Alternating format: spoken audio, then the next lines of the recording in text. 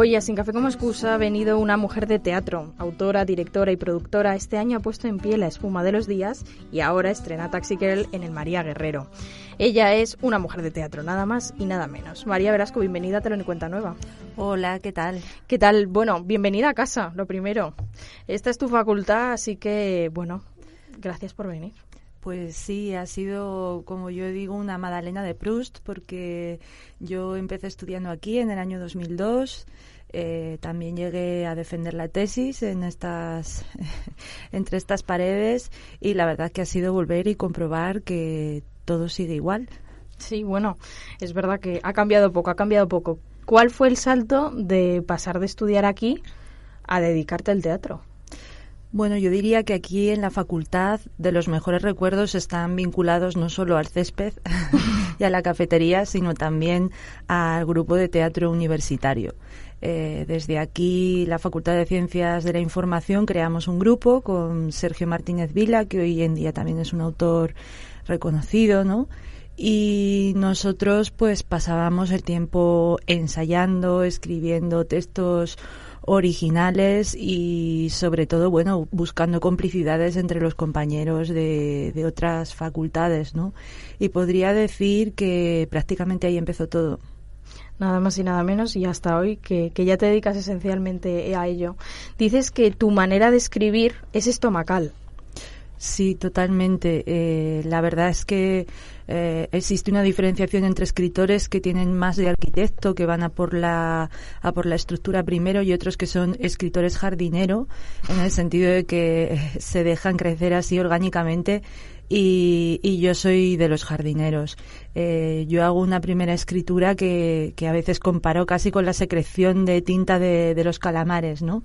Que no puedo evitar, que es mi manera de estar en la vida, y luego ya sí que es verdad que la estructura viene a posteriori, pero ya una vez estoy en la sala de ensayos, ya una vez estoy sociabilizando el texto con actores y con otros profesionales del teatro.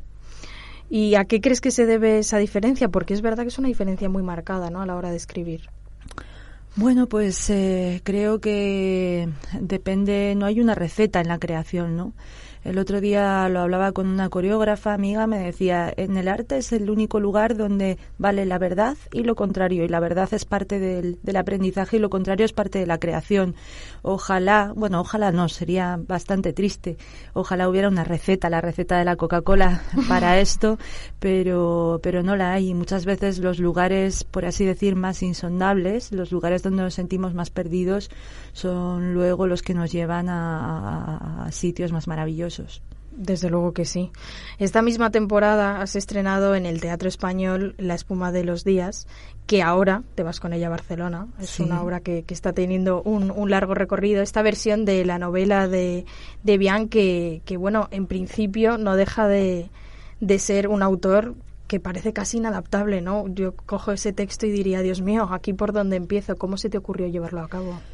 Yo, como digo, siempre me gustan casi esos textos que parecen imposibles a primera vista, que uno tiene que dilatar la imaginación para pensar posibles traslaciones escénicas, pero que no tienen una traslación nada obvia, ¿no? De ahí el interés por Bian, por crear un texto que quizá muchos no reconocerían como teatro, porque es un texto que bebe de la poesía, que bebe de la narrativa también, y donde también están los huecos o los agujeros para la coreografía de Lola Jiménez, que me ha acompañado durante el proceso. Y realmente por eso diría que es un lenguaje nuevo.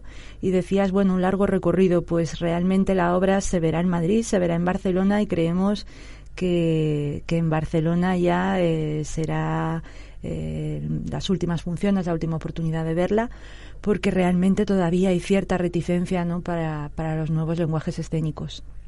Es verdad que es un lenguaje, un montaje que tiene o te inspira como escenas muy cinematográficas, ¿no? En cierta forma. Bueno, justamente al ver las adaptaciones, porque hay adaptaciones de esta novela de Boris Vian al cine, una película coreana en los años 60 y una más reciente de Michel Gondry, justamente en relación con la última adaptación, la de Gondry, yo decía, me pide una magia, Boris Vian, mucho más naif, una magia surgida de lo cotidiano, ¿no? Uh-huh. Sentía que tanto efectismo, tanta postproducción no tiene que ver con Vian, que era un autor confiado a la música, al juego de palabras, al surrealismo, ¿no? Y en ese sentido creo que más que cinematográfico hemos optado por una vía que tiene mucho más que ver realmente con el directo, con la performatividad, con la piel, con los cuerpos y con la danza. Uh-huh. Es verdad que cada vez se ve más la fusión del teatro de texto con la danza. Yo creo que poco a poco, yo lo veo en más montajes, se van dando la mano, ¿no?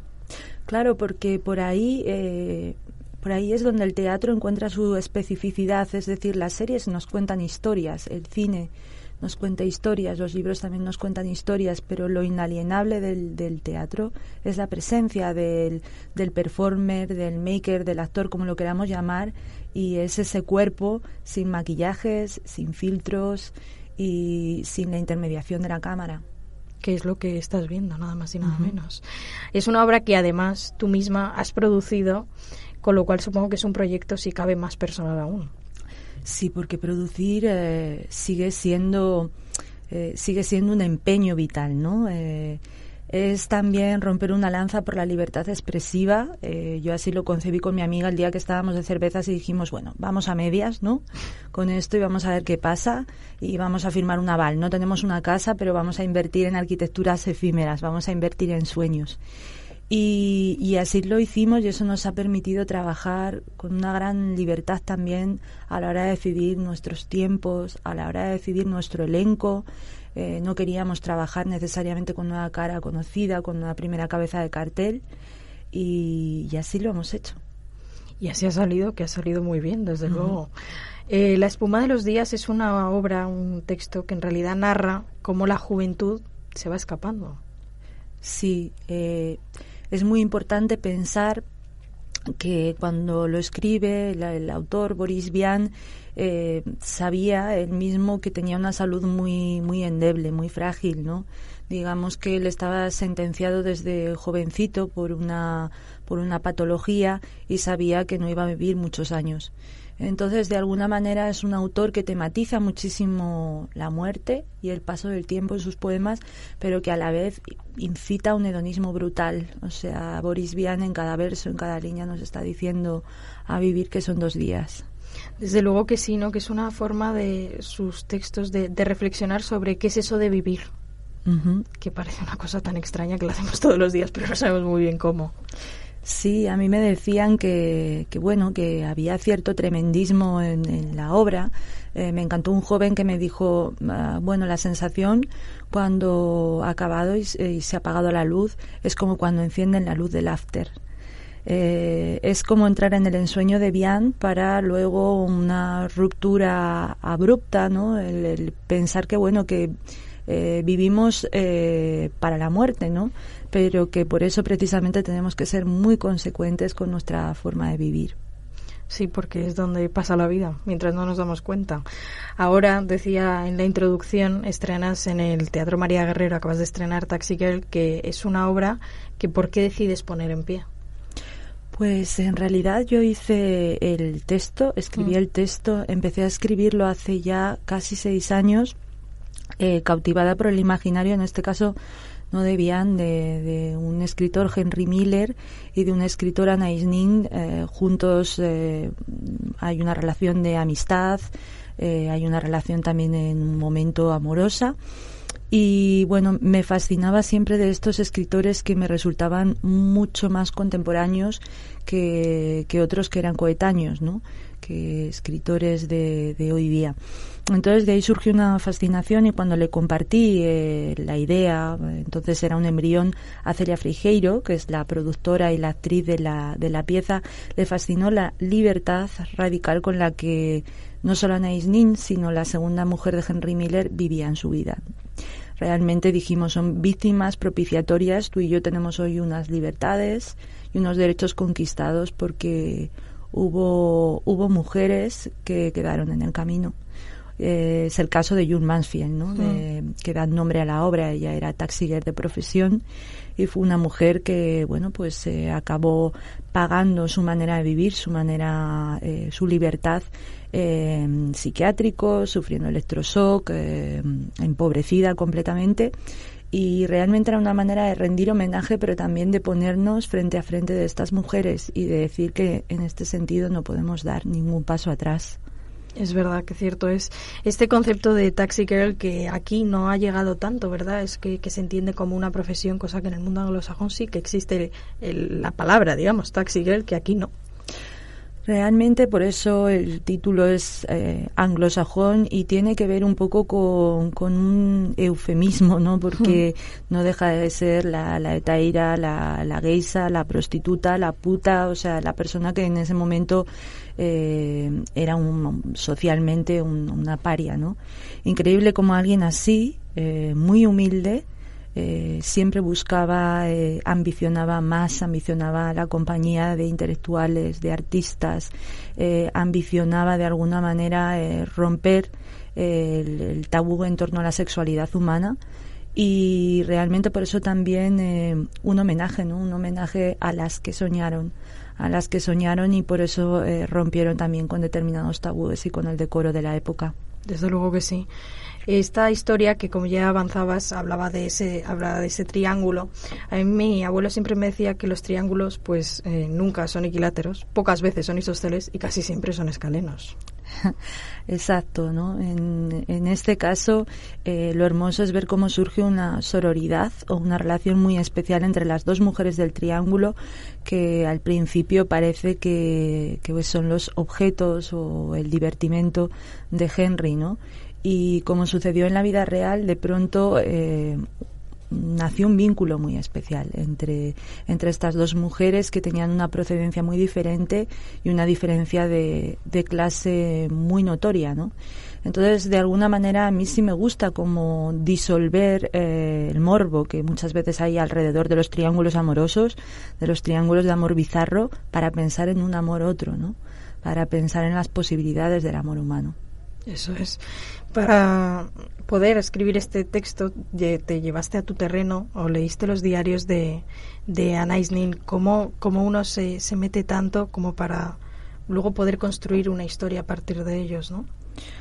Yo siempre que me asomo a un material, cuando el material me pone, me excita, sé que luego me voy a dar la suficiente libertad a la hora de dialogar con él, ¿no? Creo que solo consigo ser fiel por encargo, pero si quiero hacer algo que realmente me apasione, sé que de pronto voy a hablar con el autor de tú a tú, como si lo tuviera delante, hayan transcurrido los siglos que hayan transcurrido, porque es esa sensación casi de que alguien te está enviando un mensaje en una botella desde otro siglo, desde otra geografía, y lo tienes que coger, y para ser fiel a estos espíritus rebeldes tú también tienes que transgredir la manera de serles fiel, precisamente de rebelarse. Esta obra entiendo que no la puede interpretar cualquier actor, ¿no? O cualquier actriz, realmente tiene que ser alguien que esté muy dispuesto a llevar todos sus sentimientos a flor de piel para trasladar lo que realmente implicó esa historia, ¿no? Pues mira, te diría que igual que La espuma es una obra donde el texto, la interpretación, pero también la imagen, la música, la danza están en una cierta horizontalidad, esta es una obra dramática y es una obra fundamentalmente de actores. Y es una obra donde si algún día un actor está confuso, si algún día un actor está despistado, la obra pincha, la obra no se sujeta. Como tú decías, además es un triángulo y en ese sentido si ellos tienen que formar un triángulo equilátero, ¿no? Precisamente cuando se produce una sinergia entre ellos es cuando se produce la magia. Desde luego que sí, necesitan beber permanentemente el uno del otro, ¿no? Uh-huh. Si no funciona. Y ya para redondear estas dos obras de esta temporada, cabe decir que en unos días se estrena la adaptación de Farinelli, ahora en nada. Sí. ¿Cómo ha llegado esta idea? Mira, pues Farinelli es una adaptación, en realidad, de un libreto de zarzuela que se va a hacer en versión concierto. Es decir, más o menos lo que la tarea del dramaturgo, en este caso mi tarea, pues es crear una hilación, una trama narrativa para dar algún sentido o dar un contenedor a lo que son las partes cantadas. Bueno, todos sabemos en esta profesión hay una parte que tiene que ver con el oficio y hay una parte que para mí tiene que ver, como te decía, con el arte indisociable de la vida, ¿no? Una manera de estar en la vida. Entonces yo desde el primer momento afronté la zarzuela, afronté también otro tipo de géneros para ganarme un respeto, para decir, puede que yo luego en el escenario me deje llevar por una visceralidad, pero sé escribir, ¿no? También tengo mi manual de arquitecta, tengo mi título de arquitecto, sé escribir, necesito ganarme ese respeto para luego tener mucha libertad sobre el escenario y también para seguir produciendo aquellas obras en las que confío. Desde luego que sí. Me parece también una labor muy difícil poder adaptar una zarzuela y sobre todo hoy en día que la zarzuela, hablábamos antes, es un género que es verdad que tiene un poco sus reticencias para el público, sobre todo para el público más joven, ¿no? Que nos ha llegado poco o nada. Y yo diría que es consecuencia de una educación y tiene no solo que ver con la zarzuela, o sea, es la ausencia en una educación primaria o en una educación básica de la música, ¿no? Yo diría que hoy visualmente y también sonoramente somos muy analfabetos, ¿no? Hay un paradigma profundamente racional de entendimiento y entonces frente a la música nos sentimos como completamente perdidos, ¿no? Realmente por eso creo que está vacía la zarzuela y no solo la música lírica, ¿no? Y me parece casi que debería ser un derecho humano el que alguien pudiera relacionarse con un instrumento desde pequeñito y tuviera ese punto de fuga que ofrece la música. Desde luego que sí. María Velasco, ¿cómo definirías en una frase tu teatro? Pues mi teatro, te diría que de alguna manera lo que pretende es forzar un umbral de expectativas en mí mismo. Supone entrar en lo desconocido cada vez que me pongo frente al espacio y frente al folio en blanco y también forzar el umbral de expectativas de lo que me rodea. Y ya para terminar, a todos nuestros invitados a esta sección Sin Café como Excusa les proponemos que nos digan una persona o un personaje con el que se tomarían un café sin dudarlo. ¿Cuál sería el tuyo? Pues mira, te diría que precisamente un autor al que estoy leyendo ahora con muchísima avidez, que es Paul B. Preciado, filósofo, curador, literato. Y sí, quiero no un café, quiero 5 cafés y varias cervezas. Y para ti, ¿cuál es tu sinónimo de teatro? Mi sinónimo de teatro es imposible. Bueno, María Velasco, muchísimas gracias por haber compartido con nosotros este tiempo, por habernos acercado tu teatro y tu forma de verlo.